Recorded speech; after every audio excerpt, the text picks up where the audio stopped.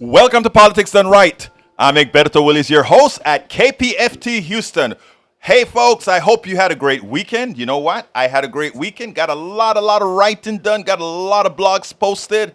It was one of my most efficient weekends in a very long time. So we have a great show. Now, even got in 2 interviews that we're going to play this week as well. Anyhow, folks, how are my peeps doing? How are my peeps doing?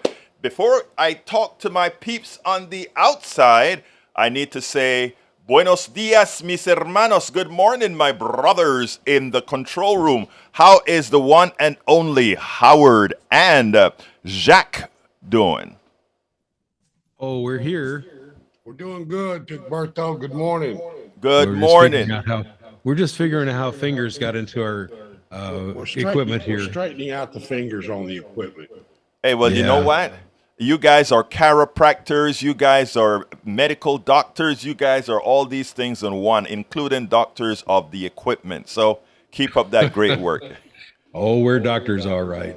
Yes, you are. Anyhow, folks, we are going to have a great show with great operators. You heard them say it from their own voices. Great operators. Anyhow, if you're driving into Houston, I hope you're having a good time. Remember, you are the one who's going to determine how this day is going to be. You're going to determine how you handle your frustrations today. You're going to determine if you are going to allow others to inflict their moods on you or you will on them.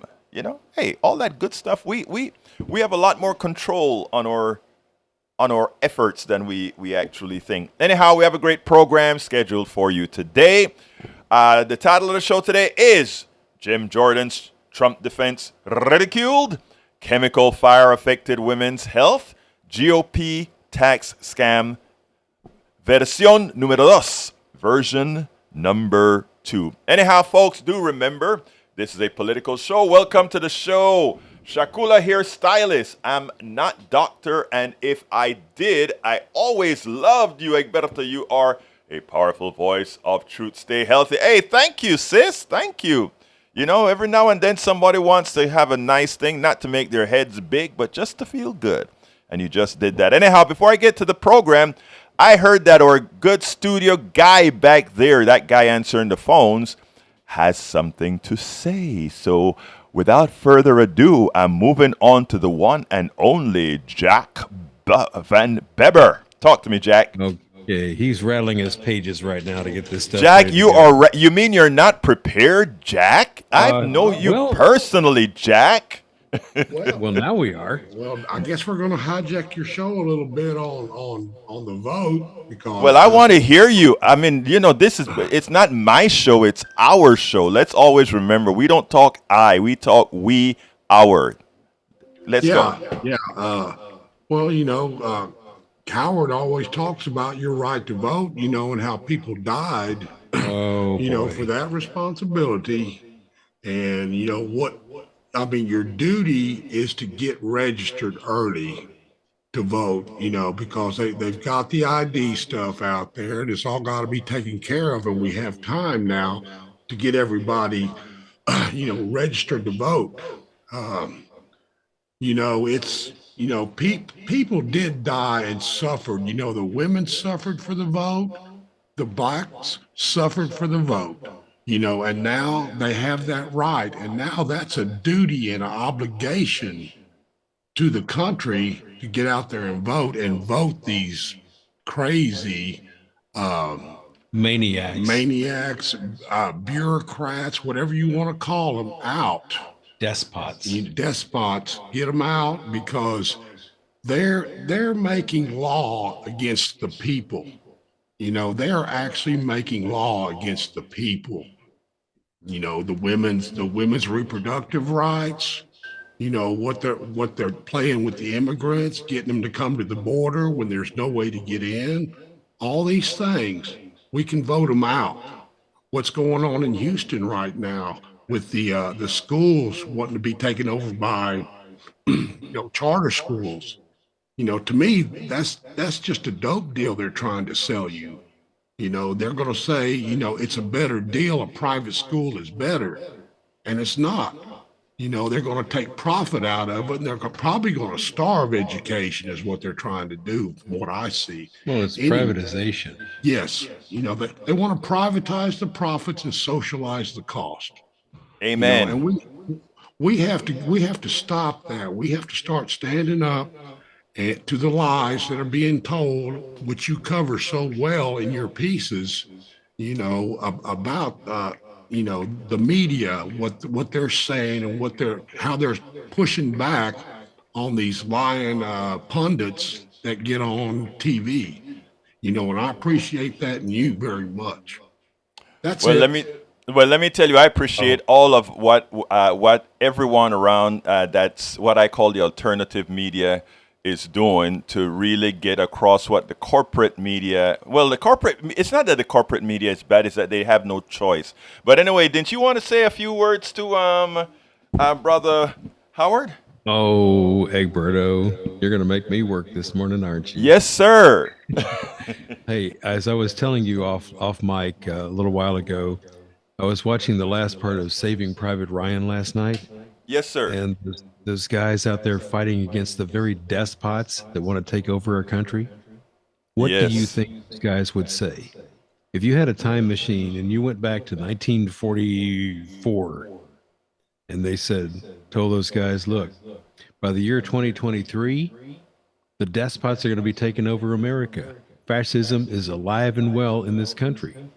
What do you think they would have said? Nah, that can never happen in America. Yes, Yeah. it's happening. And it's happening now. That's why Jack's Narration. essay here, Jack's essay here on voting. People, you got to get these people out of office. You got to, because they're talking about, oh well, the Democrats, they're a threat to the democracy. No, you are the threat to the democracy. I don't know what the Republican Party has turned into, and I used to be one. I was a flag waving Republican. I thought, okay, if what's good for America, what's good for business is good for America because they pay us. We have jobs, but not now. I mean, holy cow.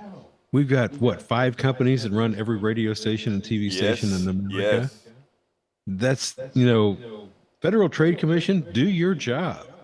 Somebody enforce the antitrust laws, because that's what it's all coming down to. One company can't own everything. So anyway, folks, get down to your registration. Get your registration. Register yourself. Get down to the voting booth and kick these folks out. I can't mix with you because I'm on the radio. Hey, Howard, let me tell you something. You coming on and us reminding folks about this day in and day out, because do remember, we get a whole lot of new people every day. We lose people, we gain people, we lose people, we gain people, but we always have a fresh plethora of folks out here. And reminding folks that it is, I love what you just said, because you said, stop saying these guys doing X, Y, Z, because after all, we have the power to vote them in and out. We need to exercise that power that we have. I love that. That's the implication of what you're saying, brother. I love that's the implication of what you're saying. Use the power. No, Use the Jack's power. got something here. He's not. Okay. We have a caller? No. Okay. All right. Well, we're going to turn your show back over to you. How about that? Well, thank you. I appreciate that, my brothers in the control Sure room. you I do. really do. Oh, wow. Anyhow, Okay. folks, I love those guys. These guys know what's going on in the world. Anyway, listen, guys. Listen. First of all, let me first tell you, you can reach us at 90.1 FM. That's on the dials. Don't forget, 90.1 FM. You can also download that TuneIn program and from the Android or Apple Store. Tune in and just search for KPFT, and you're able to listen to us live. You can also listen at our website, kpft.org, kpft.org. Likewise, you can watch us. In fact, you can watch right now at facebook.com/KPFT, facebook.com/KPFT. And of course, you can be like our good friend Sharkola, hairstylist, who is listening or watching at YouTube. You can go to politicsdoneright.tv, politicsdoneright.tv. So there are a lot of ways in which you can reach us. You can go ahead and send an email to kpft at politicsdoneright.com. Again, that is kpft at politicsdoneright.com. All right, earlier on as we started the program, we first had Jack and Howard hijacking the beginning of the show, and now we have Tag on the line. So I won't do my interview until I listen to the one and only Brother Tag. Come on in, Tag. Tag, you're hot. Morning, Alberto. How you doing? All right, how you doing, sir? Good, thank you. I just had to call because I heard some of my favorite talk this morning from Jack, and I just wanted to say when they come out and talk about getting these people out of office and gaining control and the messaging that we're getting, to me it's all about the conservative message that these people. It's a conservative Christian nationalism that we have to get out. And I think until we come out and put a name on it and actually stand tall against it, we just can't say they. We just can't continually say that we got to get rid of them. It's the conservative philosophies that so many people, they don't want to call themselves Republicans anymore, but they just want to be conservative, and it doesn't work for me. Well, I from your mouth to the ethos over the air, my brother. Thank you so kindly. Anything else you want to say, Tag, before I move on? That's it. I appreciate having a place to voice my opinions. Well, that's what we are here. That's what it's called, community radio. And like I said, it's not just, I don't just say this. Politics Done Right belongs to all of you. And not only does it belong to all of you, whenever I prepare a show, which I do every day, I make sure and have a prepared show in case nobody calls. We have a complete show, filled the air, ready to go. But when you guys call in, it is your show. So thank you so kindly, Tag. Yeah, have a good day. Bye-bye. You have a wonderful day. Okay, I think I can actually get to the show now. And I love Tag. Tag calls in several times a week, and he always has words of wisdom. And of course, Shakula here, stylist, says, no dogs next, no dogs next. All right, let's go ahead and get busy. Let me tell you. Earlier you heard Howard talk about us assessing our power as well as Jack did. Now, we have an activist, a doctor here in town, that she had an experience and, that she wanted to put after the explosion that occurred in Deer Park. And she's doing some research right now that I want you to listen to. But this is the importance of you. This is an importance of the individual. This is an importance of the individual working collectively with others, because we know those who are working solely for profits. And before anybody says anything, I am not against profit. I am not against corporations proper. I'm against corporations or individuals who use profit or who use others for an unwarranted profit. I love profit. I've been in business. I have a business, etc., etc., etc. Nothing wrong with profits. It's making sure one does not abuse others or make profits unduly on the back of others. Anyway, I want you to listen to Dona Kim Murphey. Dr. Dona Kim Murphey became concerned after every female in her household developed irregular periods. She is exploring whether a recent chemical fire correlates with many area women exhibiting the same symptoms. And as such, she is doing a whole lot of research. So without further ado, let's go ahead and listen to Dr. Murphey right now. Welcome to another edition of Politics and Right. I'm Egberto Willis, your host. Today, we're honored to have Dr. Dona Kim Murphey, MD, PhD. She is a neuroscientist, neurologist, community organizer, and also historian of science, race, immigration, poverty. She is a real activist in the field where we need activists. And I came across a message that she had on Twitter requesting information. And I said, this is something that we probably should jump onto. So first of all, welcome to Politics Done Right. Donna, how are you doing today? I'm doing all right. How are you doing, Egberto? I am doing great. I'm doing great. As usual, you are always doing something in the community to make the lives better for people.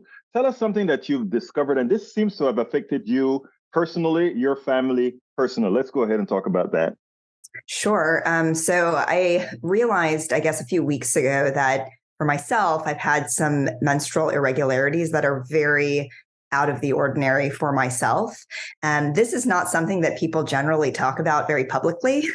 But within a household, I imagine that if you have more than one woman, that conversation does ensue. And I have two young women in my household other than myself. And so I asked my daughters actually if they had also noticed any irregularities. All of us actually are generally very regular, and I actually have been regular for over a decade. And so this was really uncharacteristic for me. I didn't really know what explained it, thought it was maybe just me until then I conferred with both of my children, and both of them attested to a change in the last month, which then suggested to me there was some kind of exposure that we had, whether it was like a new chemical cleaning product or agent that was being used in our household. It was something new that we were maybe consuming, something that was at least true of our household. But then it occurred also that it could be broader than that, right? This exposure could be broader than that. And so I started asking other women in our community, just in the neighborhood, down the street. And it seemed without any prompting, right? I just asked, may I ask you a kind of weird question? Have you noticed any menstrual irregularities in the context of having generally been regular? And I had a bunch of women tell me, well, that's a really weird question because yes, something has happened in the last month. And so then that further suggested that there was an environmental exposure. I'm not sure what that is, right? But it was something temporally correlated to having happened in early May, probably. And I thought about what happened in the last month. And the only thing I could think of, and then I corroborated, was that early May was the time of a chemical fire in Deer Park, right? There probably have been other things that have happened in that time, in that window. I'm just not aware of those things, right? And I want to be really clear that this is super preliminary, right? Like the association. That's why I wanted to actually put a survey out there to see if there are other women in our community and what is the extent to which a geographic extent to which people are reporting these kinds of abnormalities recently. I was concerned because in that fire in particular, what we were hearing in the media was that there were hundreds of chemicals that were released into the air, but the one that was of major concern was this chemical called 1,3-butadiene, which is a known carcinogen, and it actually does cause reproductive toxicity. And so, those are really serious implications, and they're very long-term implications, things that we might not know are related, right? Unless we're tracking that over time. Right.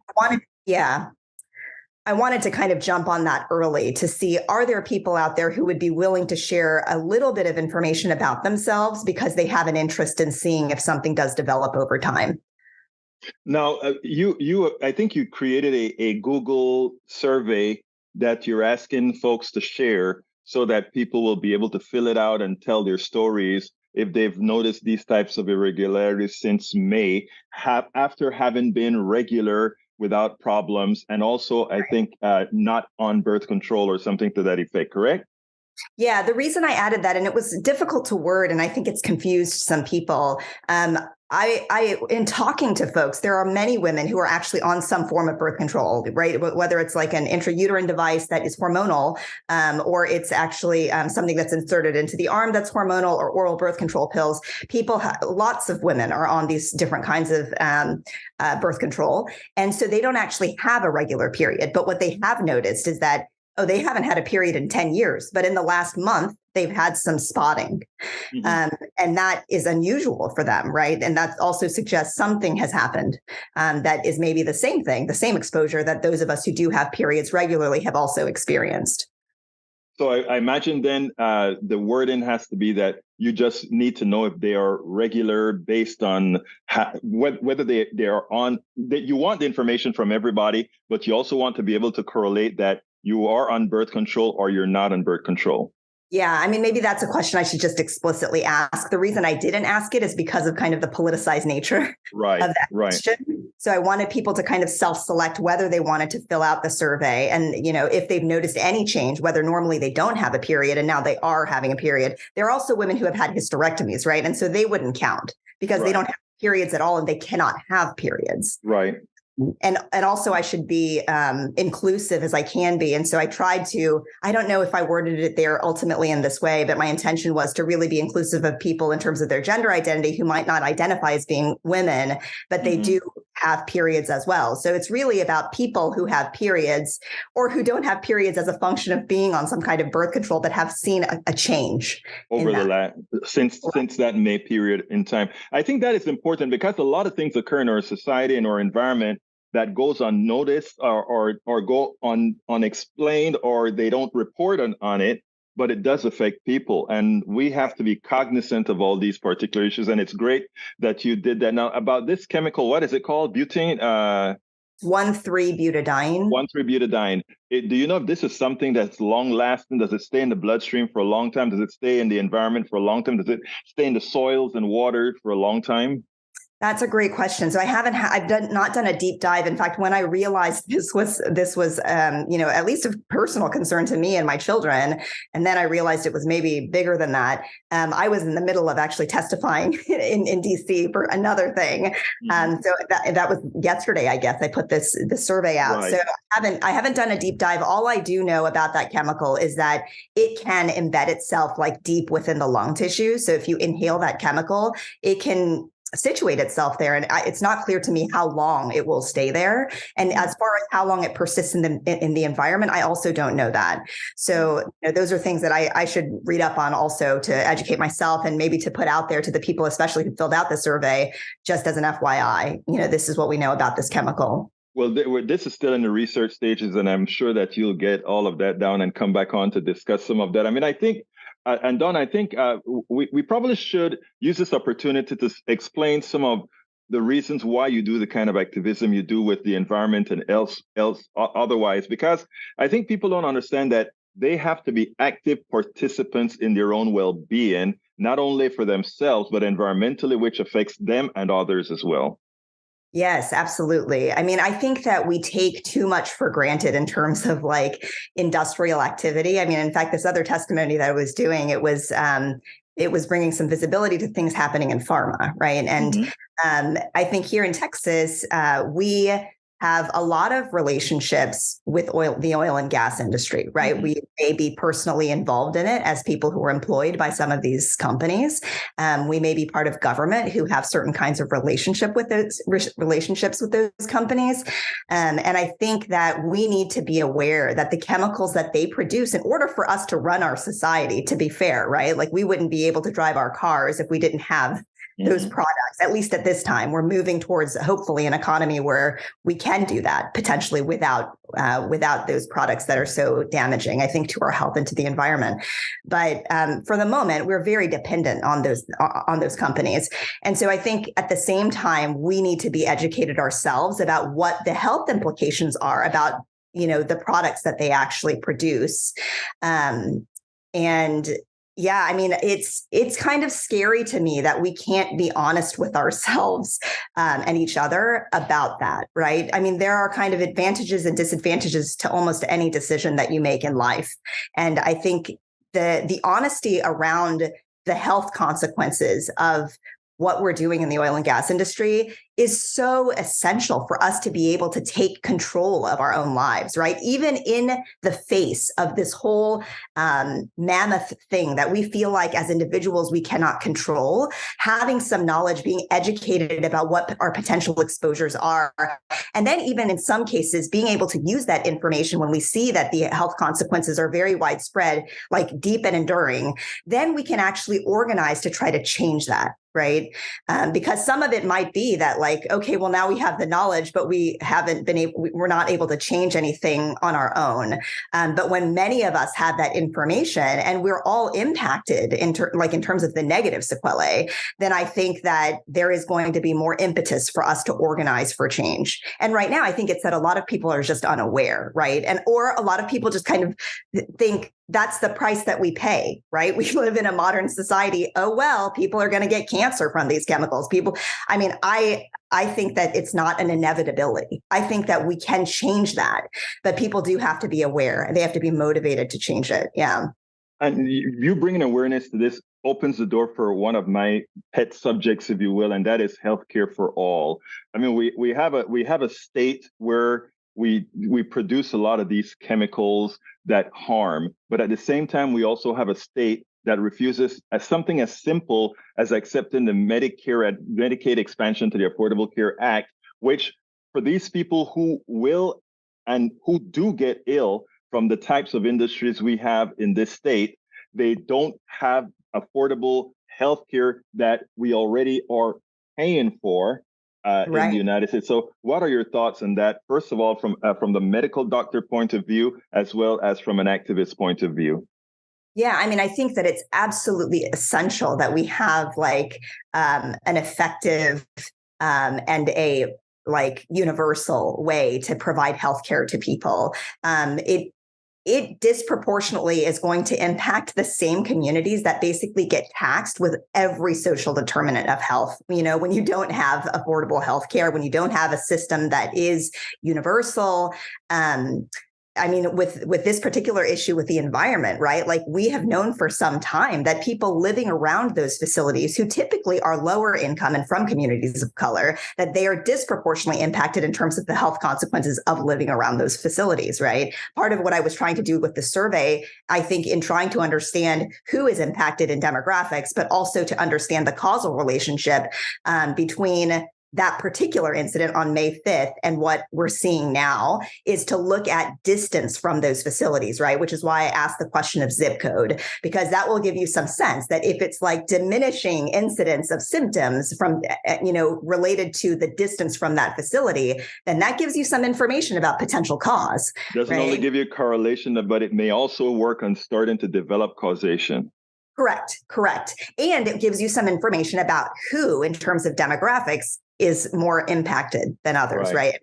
We already know that it's the same groups that get disproportionately impacted in terms of access to healthcare, in terms of environmental toxin exposure.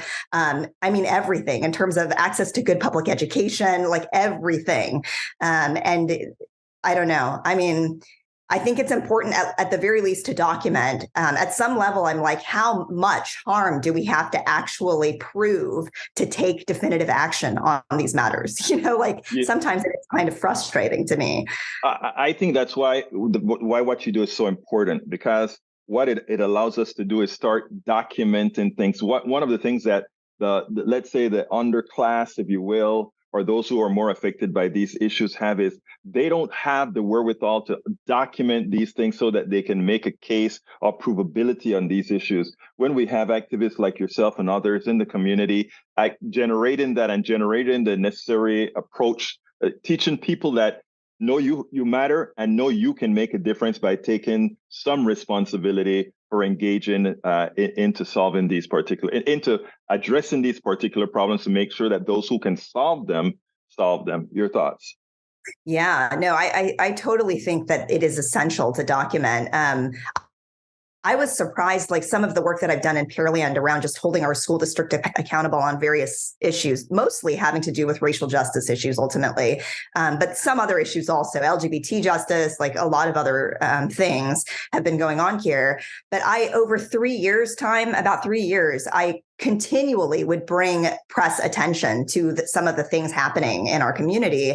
And I thought, that was worth doing for the moment in which it was happening, right? So to galvanize people in that moment. But as it turns out, so ultimately I ended up suing in November of last year, I ended up suing our school district for single member districts for better representation, because we have, a 7-person board that is at this time all white.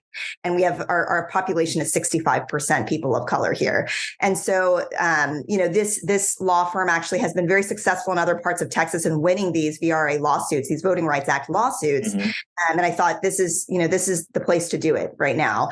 And so they came in, they agreed with us. They actually filed the lawsuit in November. And some of what they shared with me is that it is actually really helpful for people in the community to bring visibility to these issues to where there is documentation in the media of what is happening, because it is proof for them that they can then reference in lawsuits, right? And that never occurred to me as I was doing the work. I was doing it because I needed in that moment the support to be galvanized in the community. But long term, it has impact as well, because you build a case over time. It is very important, and that's why I try to get this type of coverages continuously wherever we can. And that's why I also love the work that you do. Why don't you go ahead and give me a closing statement before we end this? I think that it would be really helpful for women in the greater Houston area to fill out this survey about whether they have experienced any change in their menstrual cycle that is out of the ordinary. That's the important thing. So if you're normally irregular, it's not really that helpful. But if that is out of the ordinary for you in the last month, from early May to early June, and I don't know how long this is going to persist, right? But at least that it started at that time, that would be very helpful, I think, for us to start understanding what the relationships might be in terms of exposures from industrial toxins and some of what we may be experiencing as symptoms and potentially diagnoses in the future. Now, Donna, I'll post your thing on the blog that goes along with this this interview here. But is there a general place where you're going to place this for people to find, or we're going to do this sort of a viral distribution? Yeah, I don't really have a place otherwise. Like I don't have a web. I mean, I guess I have a website from like my run for school board, but like right. I don't have a place. Well, we'll get it out there. Make sure, first of all, we're giving it this here on KPFT as well as on other networks, as well as we'll make sure that to get the links for for that survey out. So Dr. Dona Kim Murphey, thank you so kindly for having been on Politics Done Right. Thank you so much. It's great to be here. All right, folks, I hope you enjoyed that. And she has a mission for women in the zip codes around that last explosion. By the way, anybody all of you who have signed up for the newsletter, they get the newsletter probably about 5 this morning. You can sign up for the newsletter. It's at politicsdoneright.com/newsletter. politicsdoneright.com/newsletter. Every topic that we cover, every video that we put out there, is there for those who start the show late, or those who, or if the show is hijacked like it was this morning and we don't get to everything, it's still there for you to see, right, Brother Howard? Yes, sir. I had we're laughing in here because we like to hijack the show. You like but that's your job, to hijack the show, man. What would it be if you don't do that? But folks, please, again, on the blog for the show as well, we'll make sure to have the link that Dr. Dona Kim Murphey has out there as well. Also, please remember this is a call-in show as well. 713-526-5738. I'm taking calls right now. 713-526-5738. Hit extension 2 and you will be on air. Do you have a comment on what Donna has to say? Do you have a comment on the indictments, which we're going to kind of discuss in a minute? Do you have something you want to say? This is your show. Do remember that. It's really good to hear laughter, is what Shakula Hairstylist says on the chats that we have as well. Remember, folks, you can also go to facebook.com/KPFT Houston or politicsdoneright.tv. Politicsdoneright.tv. Anyhow, second subject of the day, my dear wonderful peeps, is about CNN's Dana Bash ridiculing Jim Jordan on Trump's indictment. And the reason I placed it as funny as ridiculing, because you can't help. I want to speak to look, I have a lot of conservative friends. In fact, here in Kingwood, I write a lot of my blogs, etc., at Starbucks, and I hang out with a whole lot of folks out there. And most of the people in my part of town are very conservative folks. And I would say of the ones that I hang with, probably a good 75% are Trump voters. Okay, and we sit down and we chat and we talk. And the one thing that my recent commentary is how do you maintain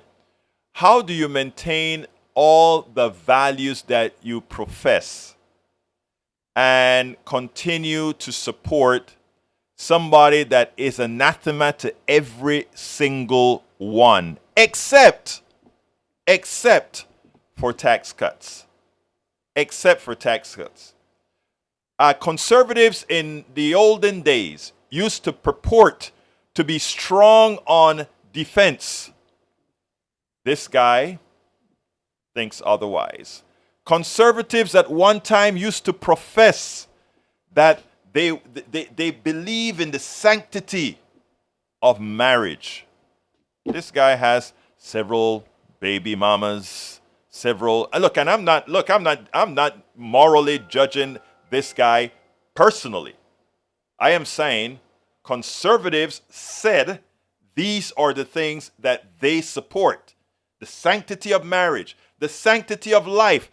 There are reports out there allegedly him paying for others having what? Abortions. There are reports allegedly stating as well that, not allegedly, he came on TV several times in support of that. It is completely against what many conservatives believe. We have the security of our country that conservatives have always claimed to be strong on. This guy comes and he has in not personal papers, but class, what do you call those again? Those paper, secret papers all over the decks. High security papers all over the decks and in his Mar-a-Lago place and bathrooms and boxes and showers, right? Breaking security. And you accept it. Now, folks, many of the Trump sycophants now are on the television not justifying what he did, but making the statement that somehow the DOJ is harder on Republicans than they are on Democrats. As if we forgot what Hillary went through. As if we forgot what Clinton went through. As we forgot, this time it's Bill Clinton. As we forgot that. But that's what they say. But the one thing that you would think one would say is, how dare a former president of the United States endanger the country by having secret files, by having top secret files. It kept in such a nonchalant manner in the way he did it. I want you to listen to how Jim Jordan attempted to somehow make little of it. And it was laughable. It wasn't only laughable, but the host pretty much did just that. Check this out, and then we'll take it on the other side. Dana Bash had a very contentious interview with James Jordan, one of Donald Trump's lapdogs. I want you to listen to this, and then we'll take it on the other side. He says point blank on tape, as president, I could have declassified it. Now I can't. He says in his own words, it's on tape as part of this indictment that he did not declassify the material. Therefore, it is classified. Saying he could have is not the same as saying he didn't. He said now I can't. He has declassified this material. He said that now he can't, right, because he's not president now, but when he was president, he did declassify. He said that. Which means that what he was holding was classified. No, not if he declassified it when he was president of the United States, for goodness sake. But he's saying point blank in this audio tape that he did not declassify it. What you're saying just doesn't make sense on its face.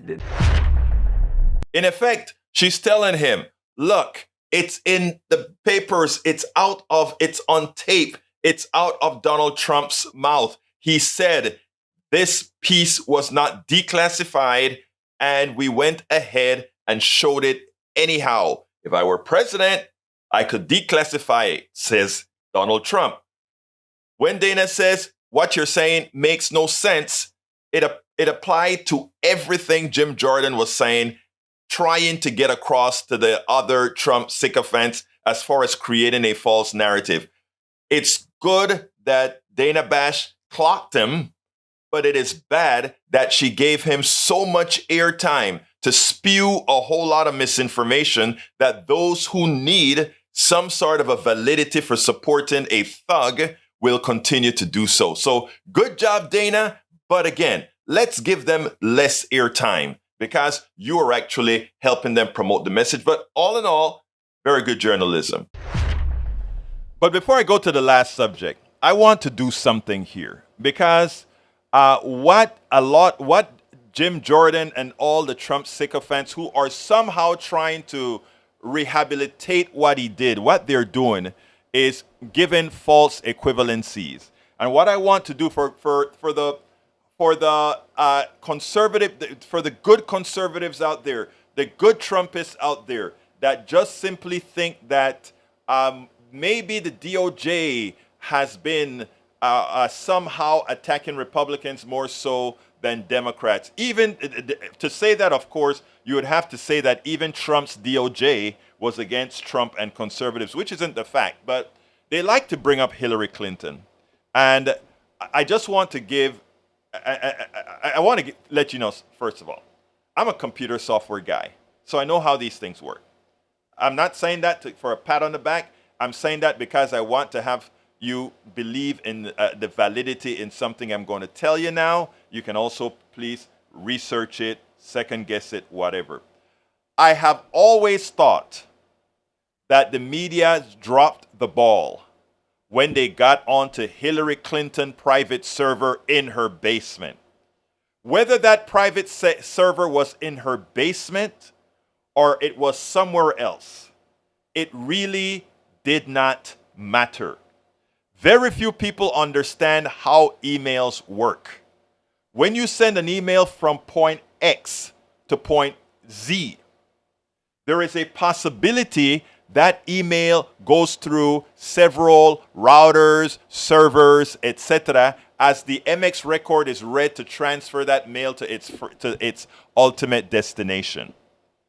What that means is whether that server is in Hillary Clinton's basement, or that server is in the cloud, or that server is anywhere, the potential for any emails going to Hillary has been in many other places, and absent encryption within the mail proper, it is a likelihood that if it's to be exposed, it could. But that's not the only other feature. They would have you believe that she threw all this email into the ethos, dumped all the email. The one thing anybody who understands emailing and servers would know is you can't throw emails away. If I send an email out of my computer to you, and I say, oh my God, I call you up and I say, John, please delete that email. I'm also deleting it on my side. The likelihood of there not being an image of that email somewhere is a false narrative. Because more than likely, a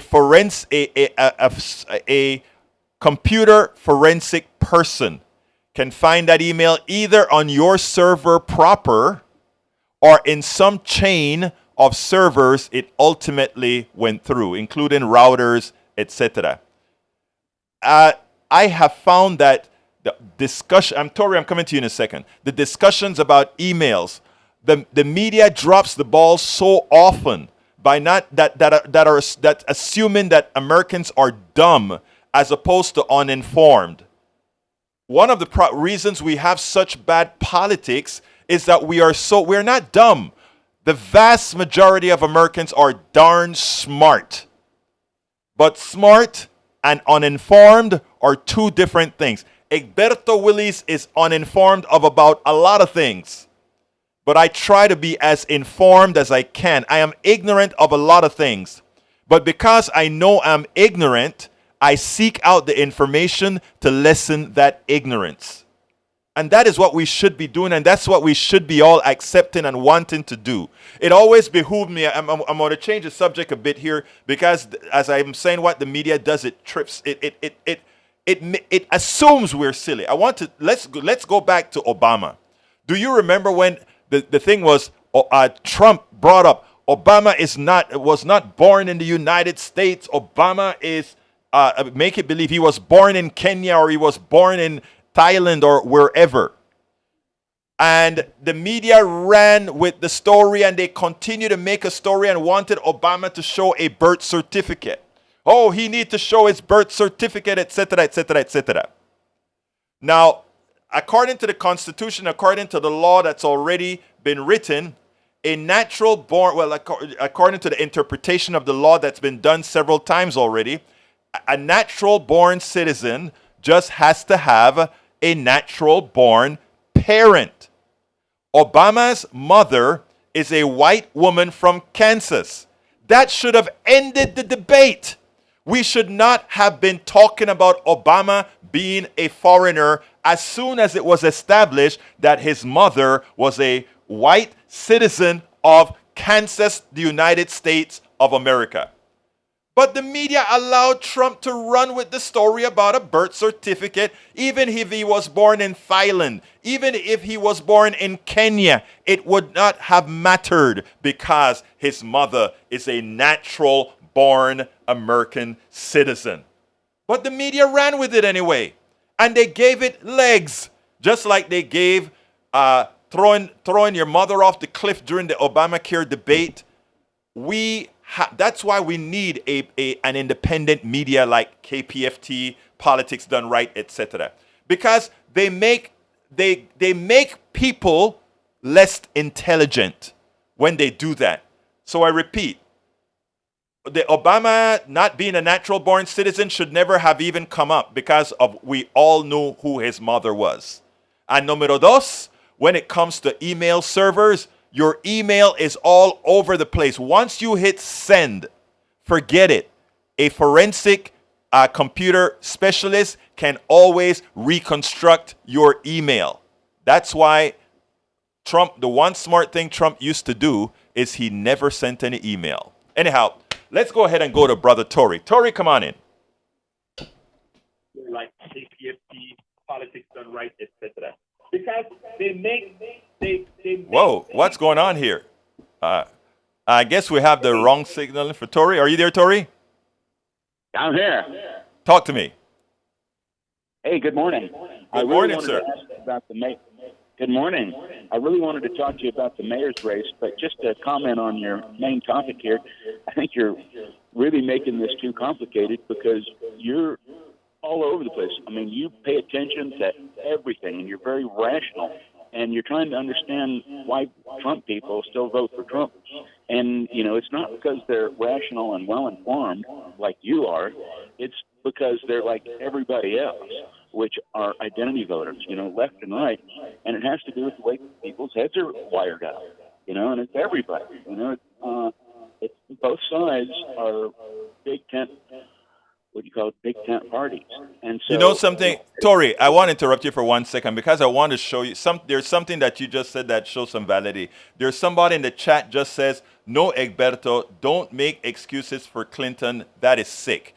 I just gave the scientific thing about mail, and that just went over that person's head. They had no interest in educating themselves about the reality. But continue, Tory.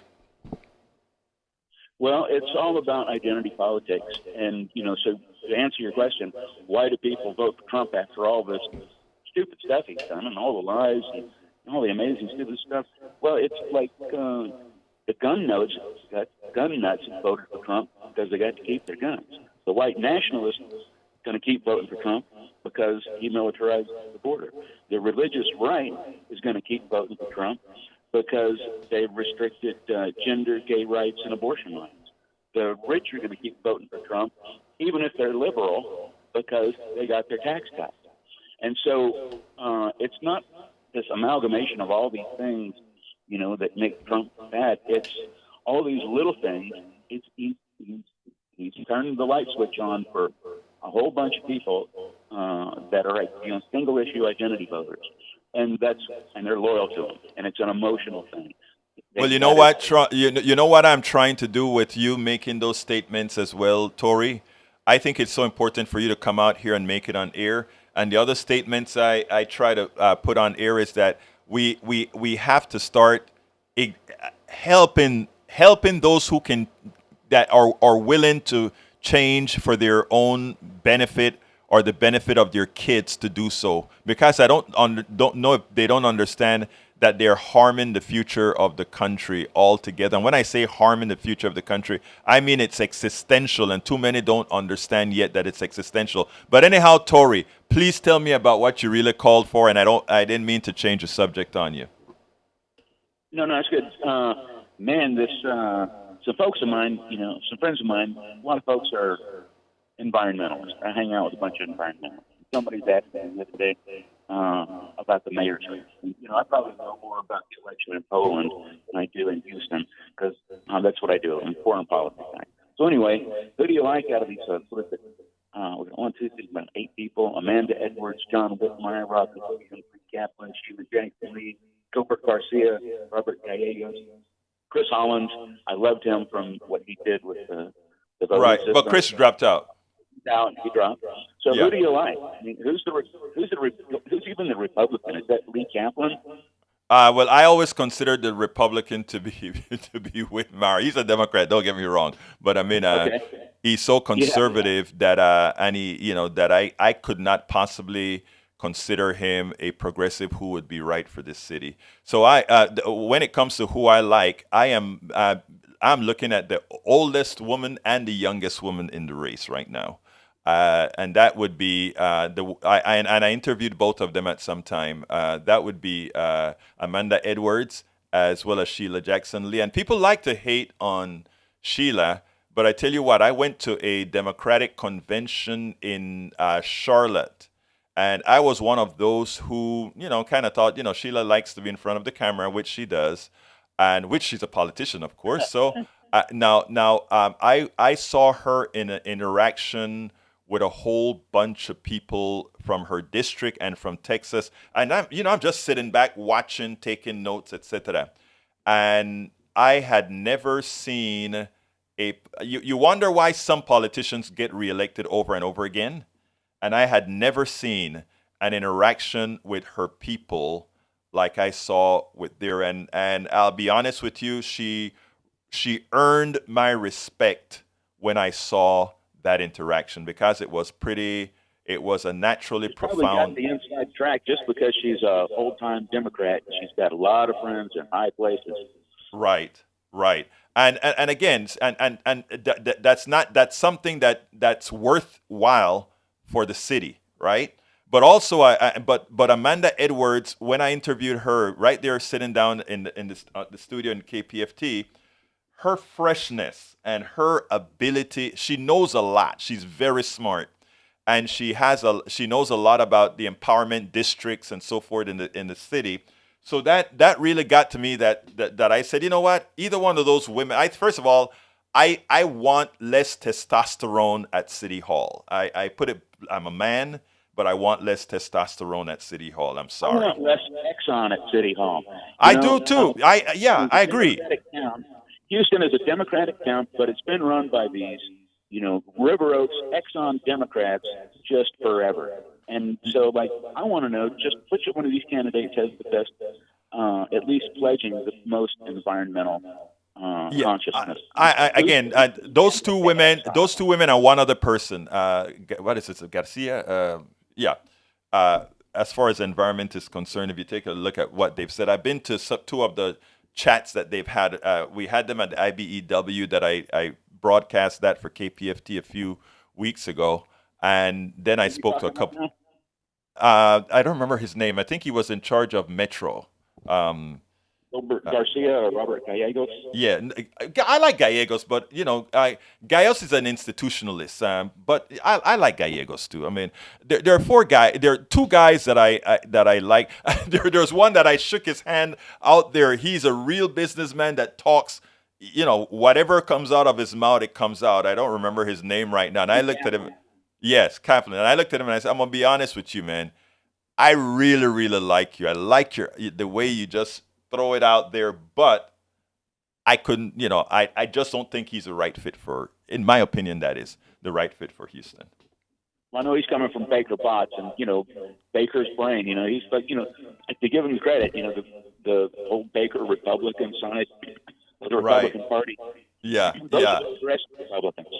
Yeah. But, let me tell you, there are a lot of old time Republicans today that, in my humble opinion, are a lot more progressive than some of our new time blue dog Democrats, a la, Manchin and others. Republicans, man, exactly. Those guys jumping ship and voting for Biden. That's the only reason we don't have Trump.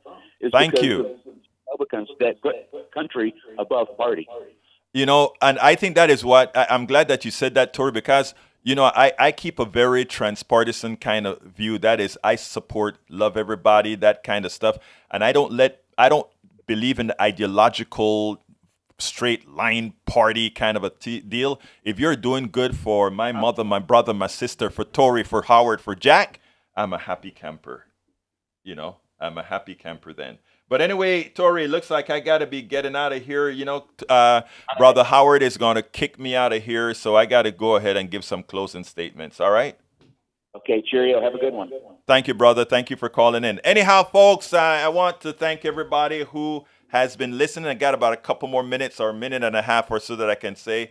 I'll talk a little bit about the tax part of our talk today. Tax scam. Republicans follow debt ceiling fight by proposing tax cuts for wealthy. After threatening to force the government into default over debt ceiling, Republican lawmakers Friday introduced new tax cuts that could add at least $21 billion to the federal debt over the next decade. 3 new GOP-backed bills would cut taxes for large companies, small businesses, and individual families while reducing clean energy incentives to pay for it. These are the people that were holding you hostage because the deficit was too high. And instead of saying, okay, we made a deal, we got some money, let's keep it where it's at, the deal now is let's give rich people some more money.